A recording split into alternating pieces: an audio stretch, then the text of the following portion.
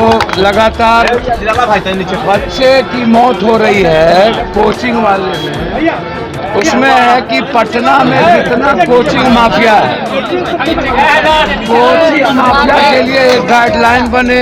आरक्षण के सवाल पर 7 जज का जो आदेश है, इस पर बड़े समीक्षा की जरूरत है और सदन में इस पर चर्चा करने की जरूरत है।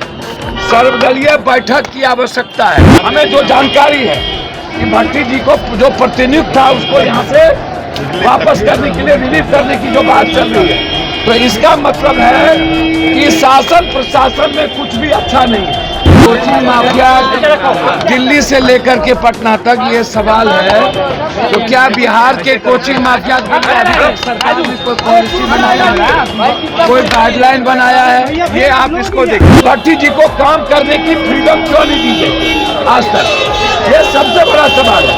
और भट्टी जी बिहार छोड़ के क्यों जा रहे हैं? तो कुछ तो बात है ना। शहीदों का परिवार है जिसको मरने से नहीं डर है। राहुल गांधी को कोई डरा सकता है, लेकिन जो हालात है ईडी के, दिल्ली के बेसमेंट में हुए छात्रों की मौत को लेकर पूरे देश में सियासत हो रहा है।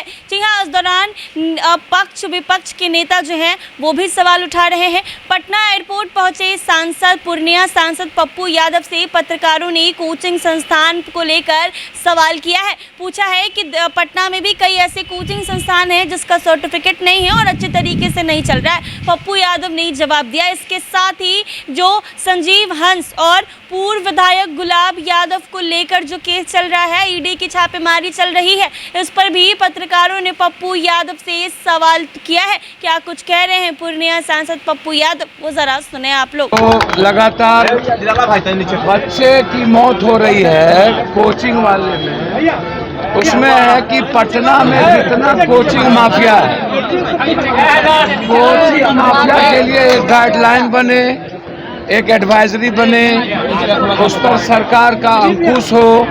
तो अभी हम लगातार कोचिंग माफिया दिल्ली से लेकर के पटना तक ये सवाल है, तो क्या बिहार के कोचिंग माफिया के लिए अभी तक सरकार ने कोई पॉलिसी बनाया है, कोई गाइडलाइन बनाया है?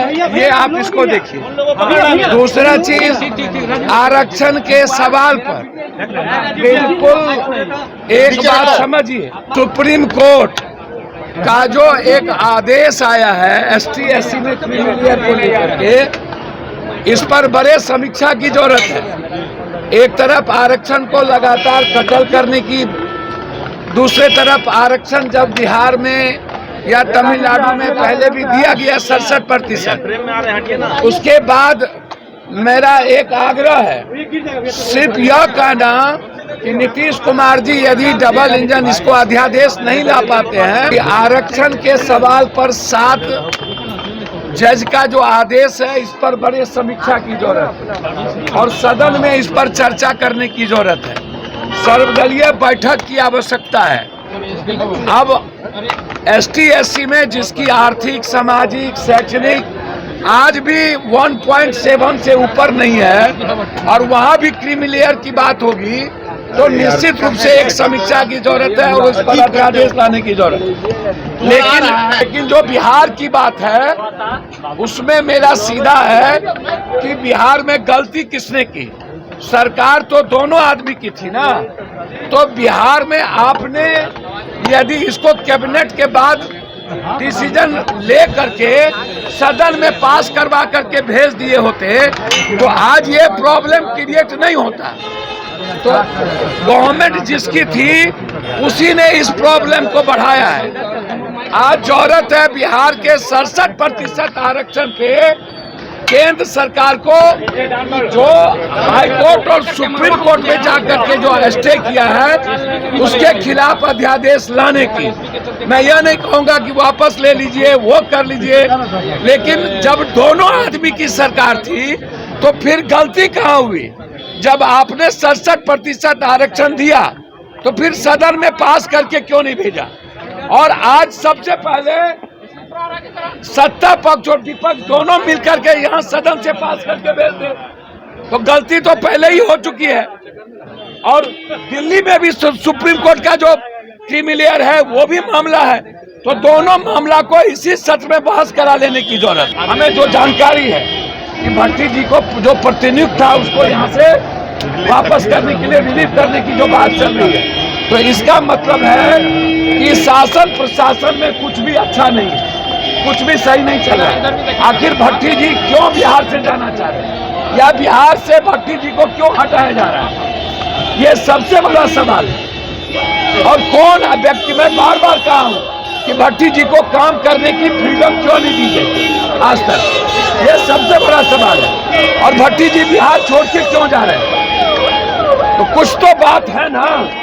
सुरक्षा की चिंता मुझे नहीं है, सरकार को देना हो दे, ना देना हो दे ना दे, और ना मैं अपराधी से डरता और ना मैं मरने से डरता हूँ। जिसको मारना हो, माफिया के खिलाफ लड़ाई है, मेडिकल माफिया के खिलाफ लड़ाई है, जमीन माफिया के खिलाफ लड़ाई है। कल भी सदन में मेडिकल माफिया के खिलाफ मैं आग उगला, एजुकेशन माफिया, ये जितने एजुकेशन माफिया उसके खिलाफ।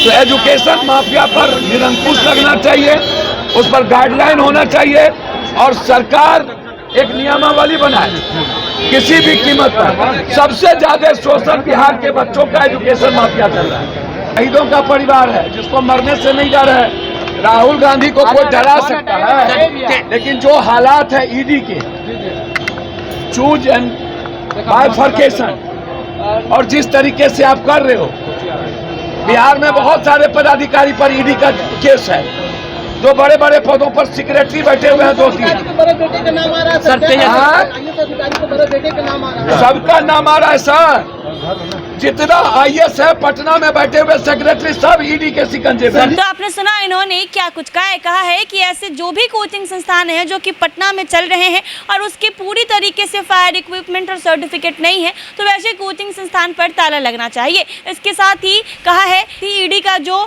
सवाल अभी आईएएस संजीव हंस और पूर्व विधायक गुलाब यादव को लेकर है, उसका भी इन्होंने जवाब दिया है। ऐसे ही तमाम अपडेट्स के लिए बने रहे NBC 24 पर।